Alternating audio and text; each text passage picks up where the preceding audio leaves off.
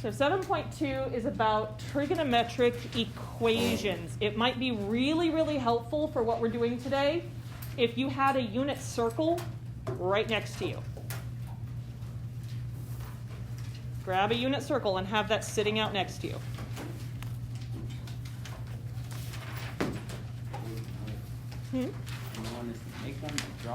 Well, if you have one in your folder from us doing a unit circle quiz and me passing them back. Or if you have one in your notes and it's easy for you to access.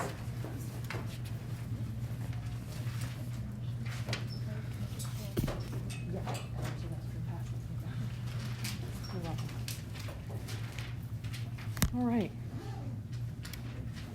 So in solving trigonometric equations, our goal is to use standard solving techniques, things that you guys are familiar with from Algebra 1 and Algebra 2, first semester pre-calculus, ways of solving to isolate trigonometric functions.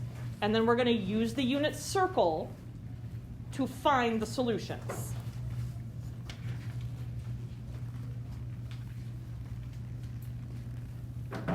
When I say standard solving techniques, what are the kinds of things you've learned how to do in like Algebra 1 to solve an equation? How do you solve like a two-step equation? Yeah, you want to isolate your variables. The ways you can do that is like by adding something to both sides, right? What else could you do? Subtract something from both sides. What about if there's a coefficient that you want to get rid of? You can divide both sides. Or if that coefficient was a fraction, you can multiply both sides. So when I say standard solving techniques, those are some of the techniques we're going to be using here. What do you guys know about how to solve quadratics? Factoring. Setting it equal to 0 and then factoring it. Those are other solving techniques that you guys are familiar with. We're going to be applying those types of things here. If the problem says to find all solutions, if it's a sine or cosine problem, what's the period of sine and cosine? 2 pi. So once we find where the solution is on the unit circle, we're going to add 2 pi n to that, so that every time we make a trip around the circle, we're taking that into account, because you're not just allowed one rotation. You can go around and around and around, and we want to grab all those solutions. What's the period for tangent? Pi. So when we're talking about tangent, we're only going to look at the top half of the circle, and then we'll add plus pi n on that. What do you think we would do for the other 3 trig functions? Yes, sine and cosine, secant and cosecant will be the same. Cotangent's going to be not negative necessarily. It's going to be just like which one? It's going to be just like tangent. All right, so I'm going to stick an example up.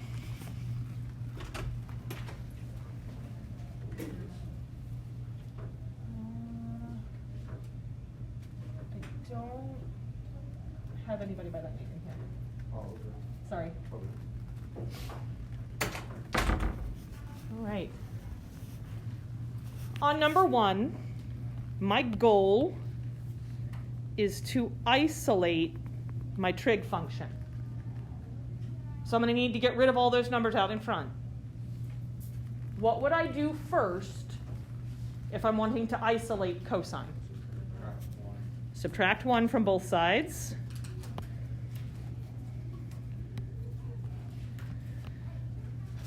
All right, so I would have negative 2 cosine x equals negative 1. Then what?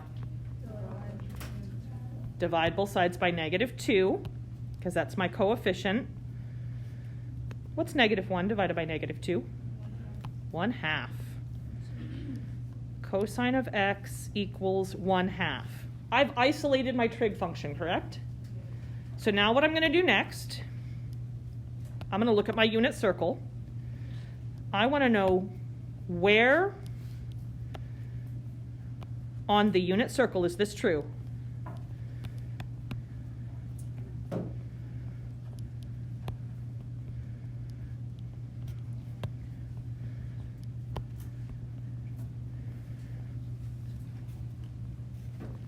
Where on the unit circle is cosine 1/2? You said what? Pi over 3 and 5 pi over 3.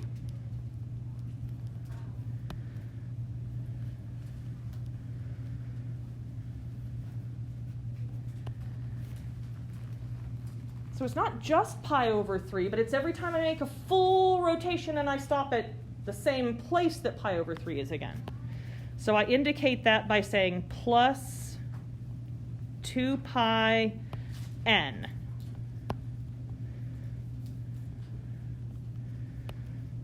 Where n is an element of the integers. That's what this means.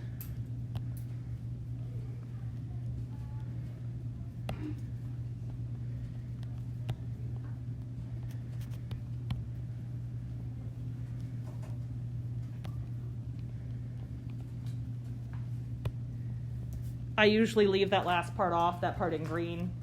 But in case you ever see that notation, all they're saying there is that n is a whole number, either positive or negative. So when we say pi n or 2 pi n, we're just multiplying by whole numbers there.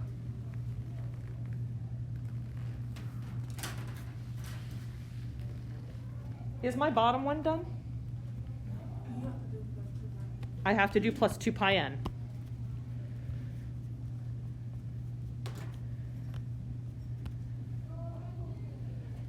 Scoot that over just a little bit.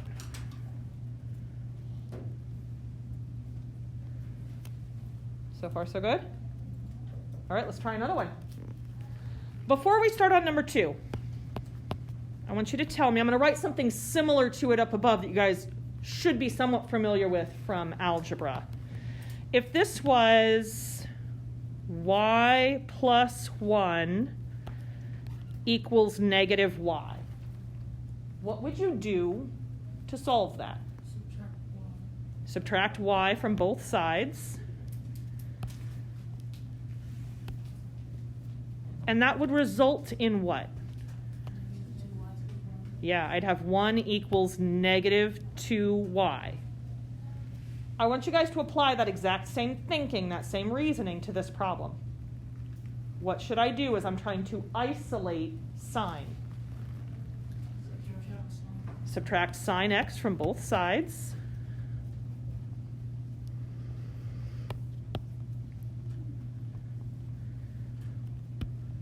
So what will I have on the left?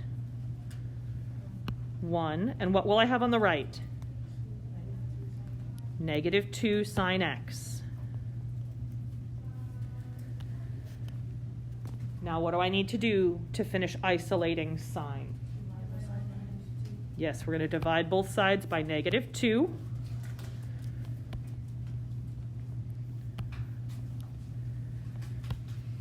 So I have negative 1/2 equals sine of x. Do I have my trig function isolated? Yes. So now I grab my unit circle, and I want to know where on the unit circle is sine negative 1/2. 2 pi over 3. 4 pi over 3. Hold on, I'm thinking. Yeah, I think that was the cosines. That's okay. In the ordered pair, just remind me one more time. Sine goes with which part of the ordered pair? The y part. And cosine goes with the x part. Awesome.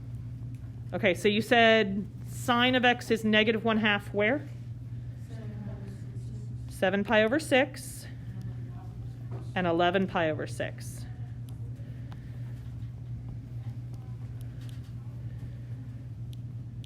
And so I'm done. What do I still need? Plus 2 pi. Why do I need plus 2 pi n?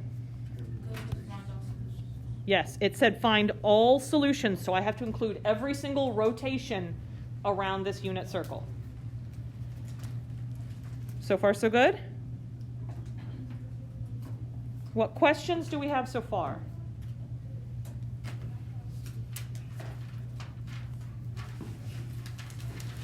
All right. Let's look at another example then.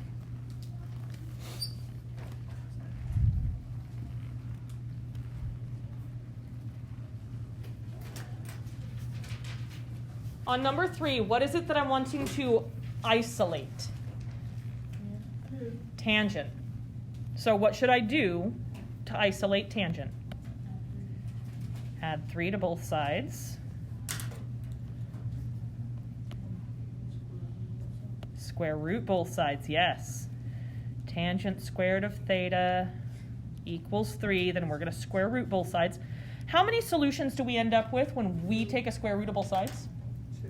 2. Tell me about those 2 solutions. Yeah, we get a positive and a negative. So tangent of theta is equal to plus or minus square root of 3. What's the period of tangent again? Pi. So for this one, I have my trig function isolated. I want to know where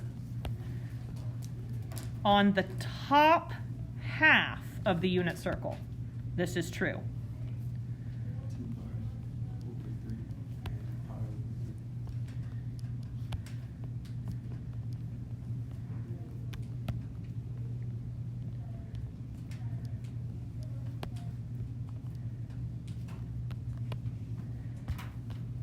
All right, so we have theta is equal to, you said where? 2 pi over 3 and pi over 3.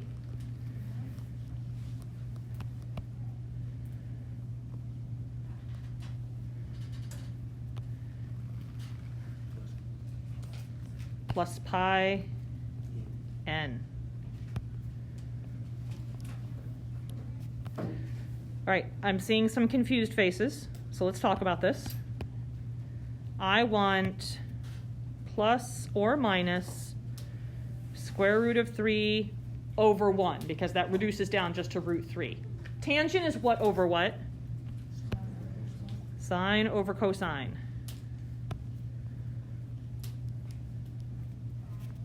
I know that every denominator, if there is a denominator, is 2. So I'm looking where sine has root 3 in the numerator and cosine has 1 in the denominator. And I'm looking for the positives and the negatives, but only in the top half of the circle, because my period is pi. I'm going to draw a real quick picture to illustrate why.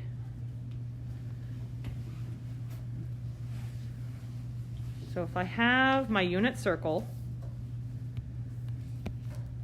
pi over 3 is right here, right? And then if I go halfway around the unit circle, that's pi around the unit circle, right? So that would have me here, and I'd follow it around to right here. What is that? That's 4 pi over 3. Same thing happens when I'm looking at 2 pi over 3. If I go halfway around the unit circle, I went a little farther than half there. That would be 5 pi over 3. So I end up stopping at all the over 3's. Even though I'm only looking at the top half, by adding that plus pi n, I hit them all. Jackie, do you have a question? Yeah, I'm confused about why is 2 over 3. Like, why would take those? Why 2 pi over 3 and pi over 3? What's the sign of pi over 3? Square root 3 over 2. Yep, sine of pi over 3 is radical 3 over 2. Tangent is sine over cosine, right?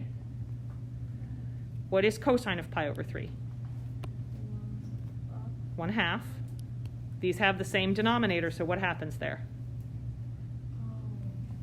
They're going to cancel out, and I end up with root 3 over 1. And we want the negatives as well because we took a square root of both sides. Does that make more sense now? Good. Before we start in on number 4, I want to do this thing again where I write an algebraic equation up at the top, and we kind of think about how we would solve that one. If I had xy equals y, how would we solve that? Which would work unless y was 0. Because I can't ever divide by 0, right? Do I know for certain that y is not 0? No. I can't divide unless I know for sure it's not 0. I don't know that. So what can I do if I can't divide? Multiply by what? By what?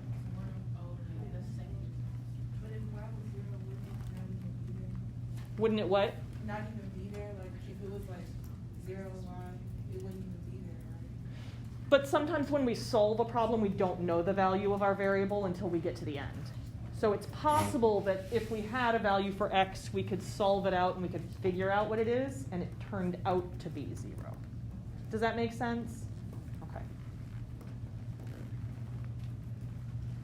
I want to get all my variables to the same side, right? I can't use division because I don't know for sure that y is not 0. So what else could I use to get the y over to the same side? I could add, or I can subtract.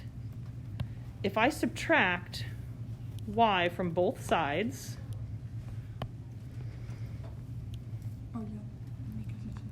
can I combine those two together? Is xy minus y, are those like terms? Would it just leave me x? No. So I would have xy minus y equals what? 0. What do you notice about the two terms on the left? I can factor out a GCF of y. Then I would have y times what? X minus 1 equals 0. And then I can set each factor equal to 0, just like we do with quadratics, right? I want to apply this exact same thinking to number 4. What should I do first on number 4? Yep, subtract cosecant x from both sides. So it's going to cancel out over here on the right. What would that give me on the left?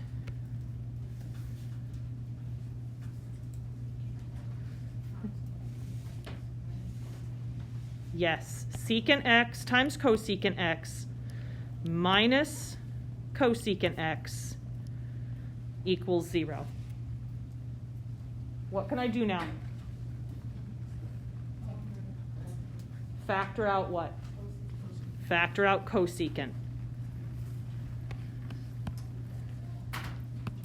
So I have cosecant x times, what would I have left over? Secant x minus 1 is equal to 0. What do we do with each of our factors? Why do we do that? Has to multiply to 0. And the only way I get things to multiply to 0 is if one of those two factors is already a 0. Because 5 times what equals 0? 0. What times 100 equals 0? 0. One of the two numbers has to be a 0. So either cosecant of x is equal to 0, or secant of x minus 1 equals 0. Now I'm pulling out my unit circle. Where is this true on the unit circle?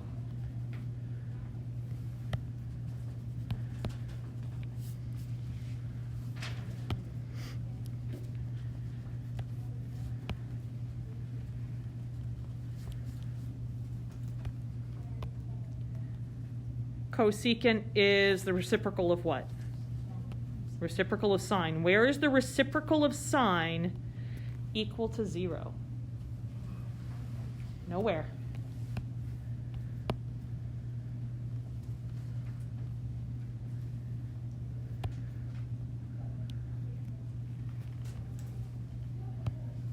So now I'm going to turn my attention to secant. Before I pull out my unit circle, I need to do what? Add the 1 to both sides.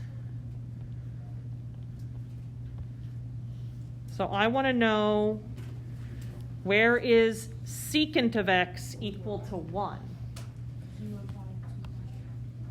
You said 0 pi and 2 pi, right? Or 4 pi or 6 pi, like we can just keep going around and around and around.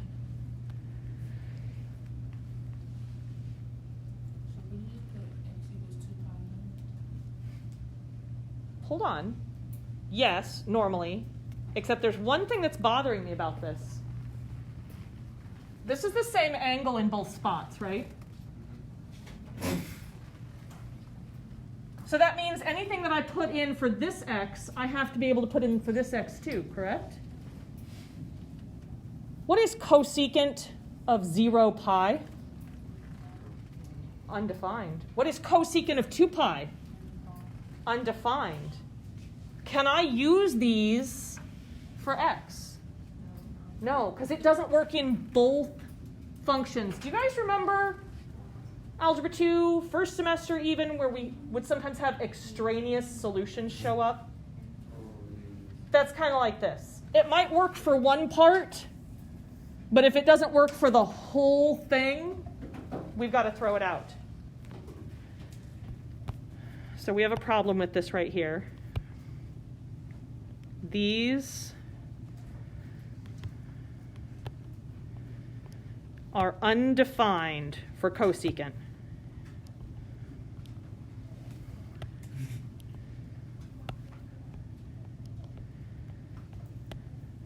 That means they are outside the domain.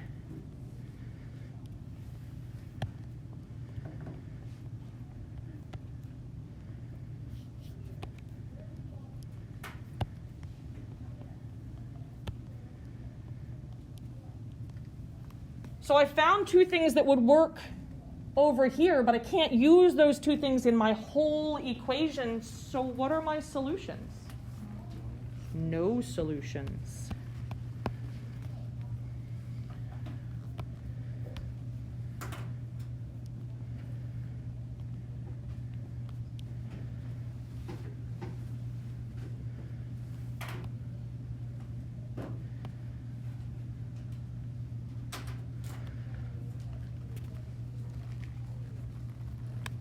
What questions do we have about either one of these? Do you guys understand why number 4 is no solutions? Okay. Let's look at a couple more.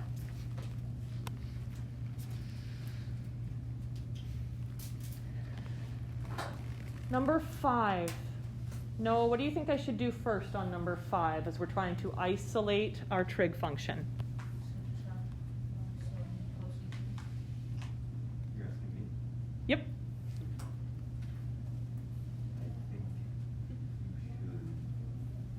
I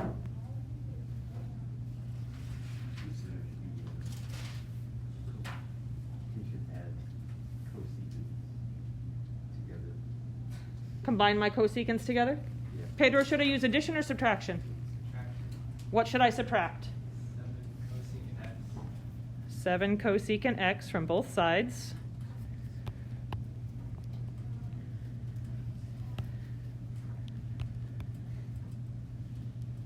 Mr. Kellogg, what's that going to leave me with then?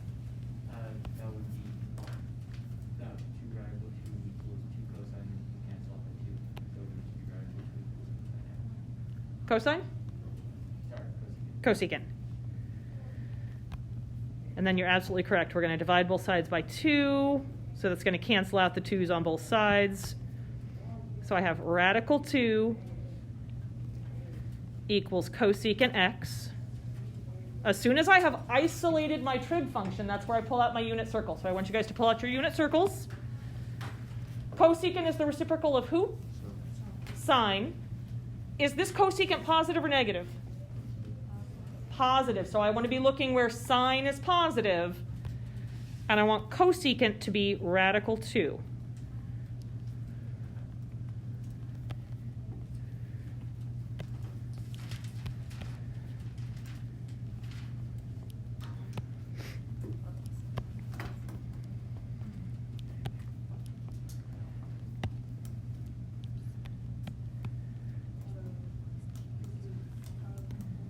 What'd you say? Pi over 4 and 3 pi over 4. So I put a box around it and I'm done. Plus 2 pi n. Why plus 2 pi n? Yeah, you have to go all the way around the unit circle as many times as we want to.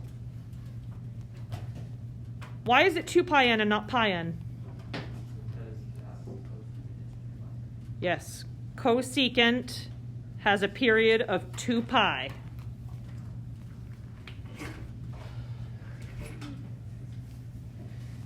Pedro, what do I do on number 6? Divide both sides by 3. Close. What's my goal again? Oh, trying to get them to equal. Yeah, I want to get tangent all by itself, so what are we dividing by? Tangent. I want to divide both sides by Divide 3 tangent. square root of 3. There we go. I want to divide by 3 radical 3 so that I can get rid of all of the coefficient in front of tangent.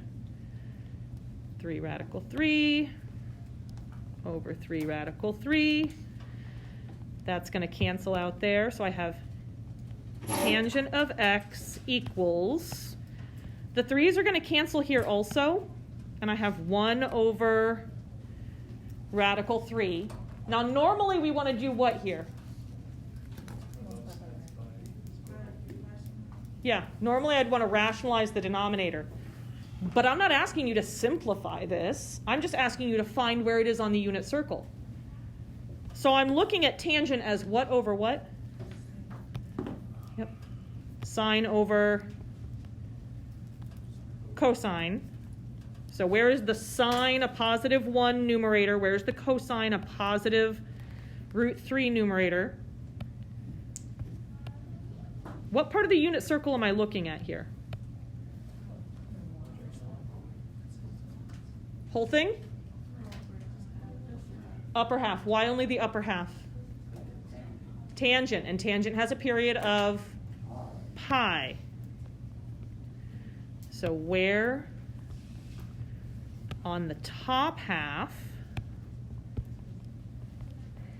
of the unit circle is this true? Mm-hmm.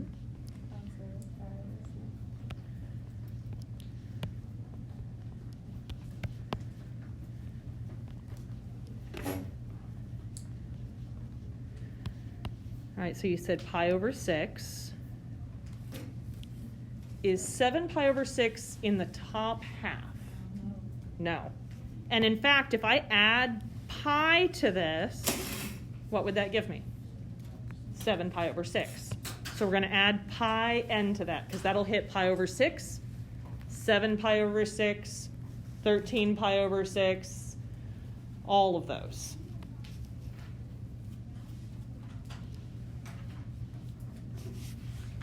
How are we doing so far? Is it making sense for the most part? Your unit circle is going to be your best friend. All right.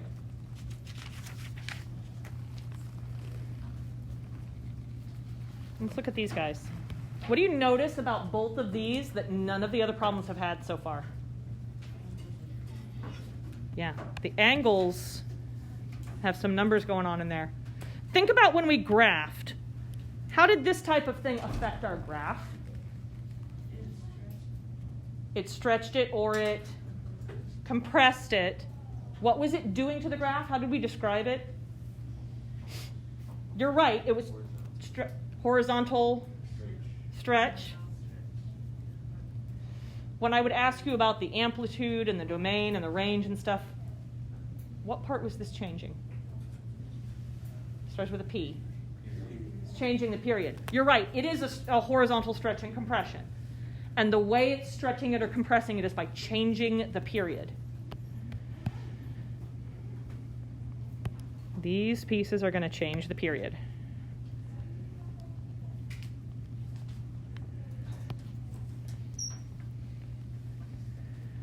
Here's how we handle that kind of a situation. I'm going to ignore it for just a moment. Sine of, I'm going to call it alpha, equals -1/2.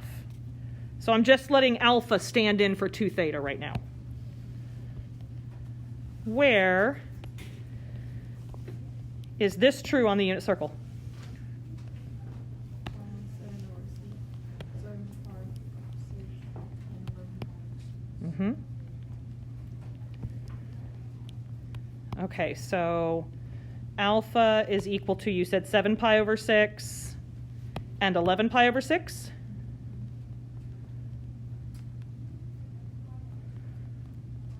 And since I want all solutions, what do I need to do to both of those? Plus 2 pi n.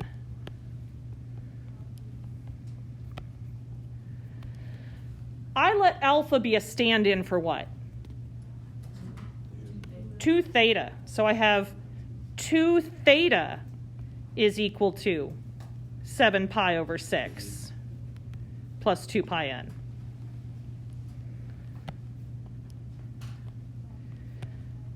Two theta is equal to 11 pi over 6 plus 2 pi n. What do I need to do to these to get the thetas all alone? Divide both sides by 2. I'm going to divide the 2 theta by 2. I'm going to divide the 7 pi over 6 by 2 and the 2 pi n by 2. Everything gets cut in half.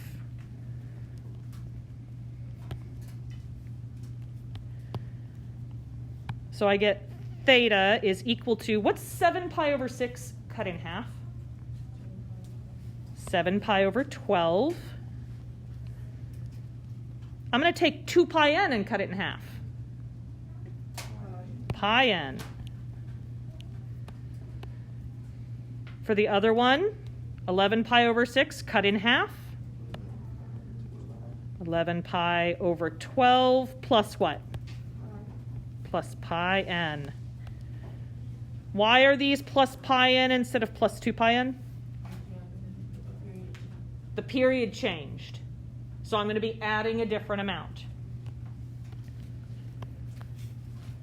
How should I approach number 8? Same way. Sine of alpha equals square root of 2 over 2. Where is that true on the unit circle?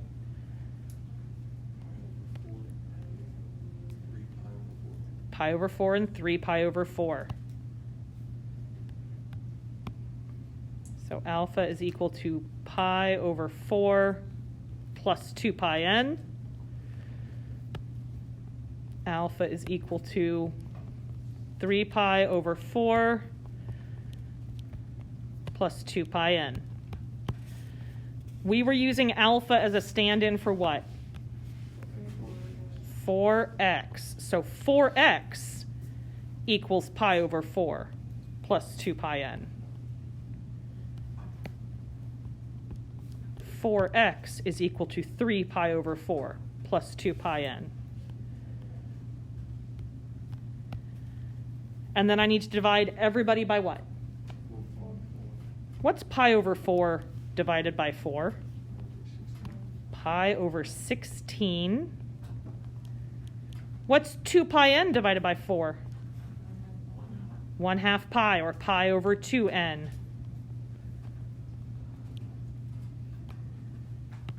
All right, then we do the same thing to the other one. 3 pi over 4 divided by 4. 3 pi over 16 plus pi over 2n.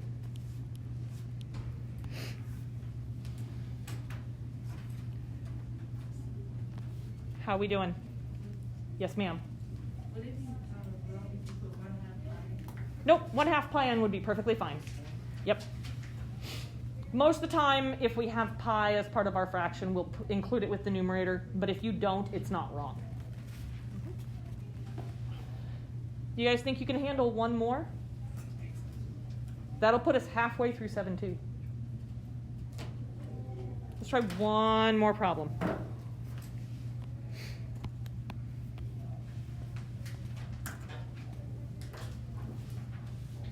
What can I do here? Subtract 24 from both sides. Okay, so I have 12 cosecant 2x equals negative 24. Divide both sides by 12. What's negative 24 divided by 12? Negative 2. So cosecant of 2x equals negative 2. So if I did cosecant of alpha equals negative 2, where is that true?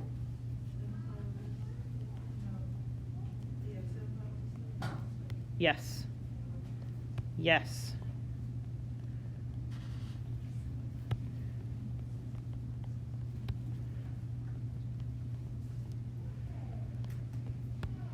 You said alpha would be equal to 7 pi over 6, or where else? 11 pi over 6, and so I just leave it like that? Oh, Plus 2 pi n.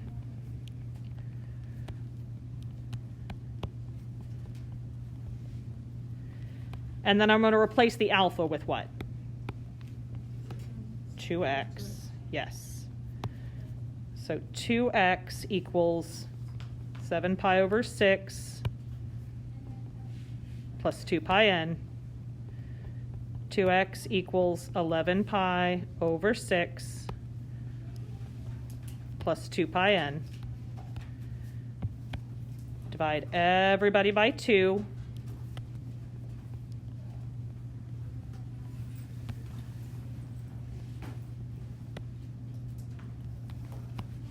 Tell me all the solutions. 7 pi over 12 plus pi and 12 pi. Yes.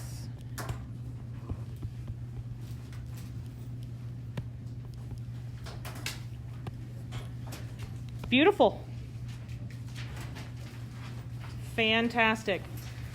So tomorrow we have the wonderful joy of having a fire drill at the beginning of class.